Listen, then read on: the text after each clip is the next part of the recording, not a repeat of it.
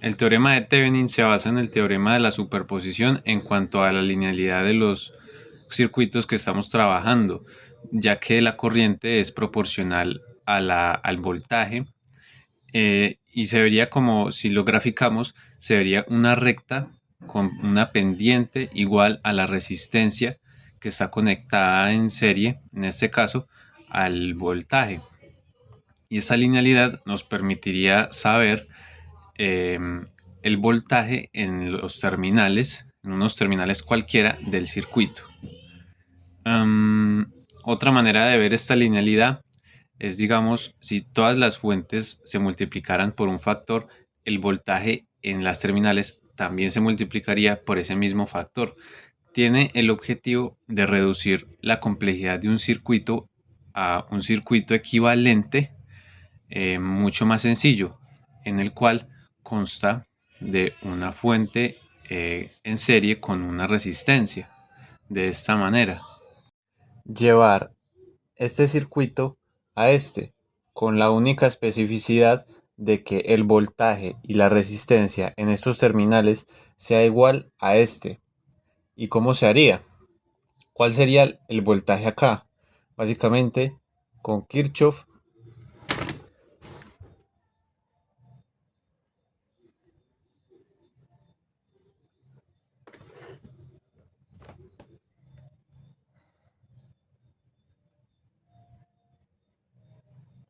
la sumatoria de voltajes da cero.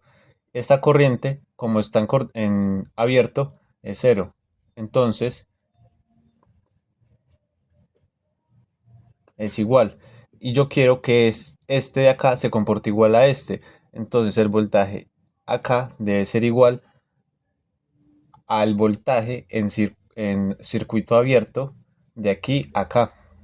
Esto pasa también si quisiéramos hacer el cálculo de RTH con un corto. Si yo pusiera un corto acá, esta sería la corriente CC. ¿Y yo cómo calculo eso?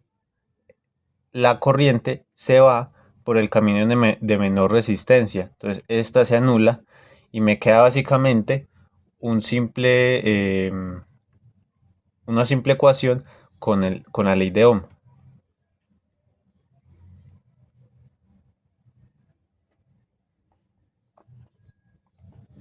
Si UF fuera de 10 y esta R1 de 5, tendría una corriente de cortocircuito de 2 amperios. ¿Y qué pasaría si yo cortocircuitara esta de acá? Esta corriente de acá sería igual a esta. Y esa corriente de ahí, ¿a qué sería igual? Sería igual a VTH entre RTH. Y esta sería igual a 2 amperes, porque quiero que los dos se comporten de igual forma. Entonces ya simplemente despejamos esta de acá y así se hallaría RTH. Bueno, concluí que VTH es igual a VAB, pero esto ya para el circuito equivalente resultante. Si tuviéramos el circuito acá que nos den, tendríamos que retirar la carga para que ésta no afecte el voltaje. Si tuviéramos que VF es igual a 2, una resistencia de 1, acá aplicaríamos nodos porque nos da directamente un voltaje. En el nodo A hay un voltaje de 2 y acá en el nodo B quedaría el voltaje que necesitamos hallar. Entonces, básicamente, aplicando la relación entre voltajes y resistencias que nos da la corriente, que esta es igual a cero, ya despejaríamos VB, que sería 2. Buen día, mi nombre es Santiago Osa y el día de hoy voy a hablar sobre el teorema de Norton. ¿Qué es el teorema de Norton? El teorema de Norton establece que cualquier red lineal de resistencias y fuentes de corrientes o voltajes puede ser reemplazada por una fuente de corriente equivalente en paralelo a una resistencia equivalente. Elementos del teorema de Norton. Uno de los elementos del teorema de Norton es la corriente de Norton. Esta es la corriente que está entre los terminales cuando el circuito está en cortocircuito. Resistencia del teorema de Norton. Es la resistencia equivalente vista desde los terminales cuando las fuentes independientes están apagadas. Si la que está apagada es una fuente de voltaje, el circuito está en cortocircuito, y si la que está apagada es una fuente de corriente, el circuito queda abierto. ¿Cómo se relaciona el teorema de Norton con el teorema de Thevenin? Estos dos teoremas son equivalentes, lo que permite que se relacionen por medio de una fórmula muy sencilla, que es que la corriente de Norton es igual al voltaje de Thevenin sobre la resistencia de Thevenin. Fundamentos del teorema de Norton. Son tres fundamentos principales. Primero, linealidad. Esto dice que el circuito debe ser lineal. ¿Qué quiere decir? Que se debe cumplir el principio de superposición y que las relaciones entre corriente y voltaje deben ser proporcionales. Segundo, superposición, que se puede analizar por independiente el efecto de una fuente sobre el circuito y luego puedan sumarse. Tercero, leyes de Kirchhoff. El análisis se sostiene de las leyes de Kirchhoff. Es que la ley de corrientes pueda ser analizada por nodos o supernodos si lo requiere el caso, y que la ley de voltajes pueda ser analizada por mallas o supermallas si lo requiere el caso. Finalmente, sus usos. ¿Cuáles son los usos del teorema de Norton? Su uso principal y el que aparece prácticamente para todo es que permite simplificar circuitos complejos. Otro de sus usos es que permite analizar una carga en específico de manera sencilla.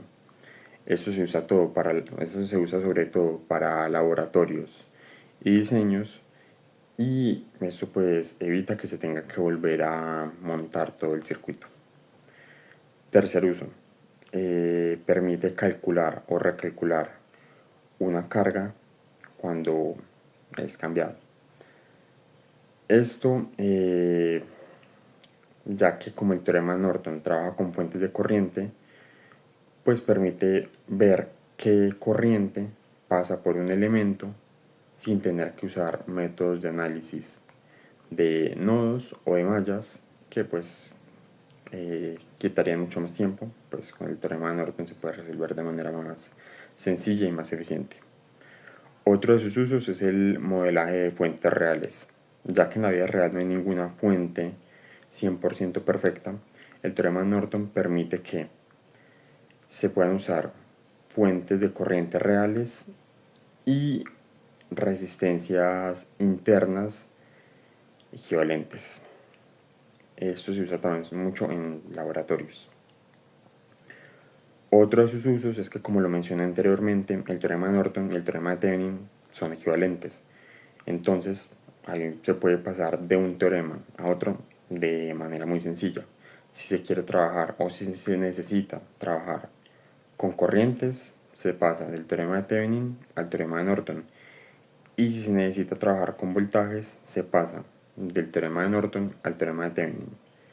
Finalmente, en ingeniería se usa para el diseño de circuitos. Entonces, en general, se ve que el teorema de Norton se usa mucho sobre todo para simplificar circuitos, y si se necesita trabajar con corrientes es el método más ideal.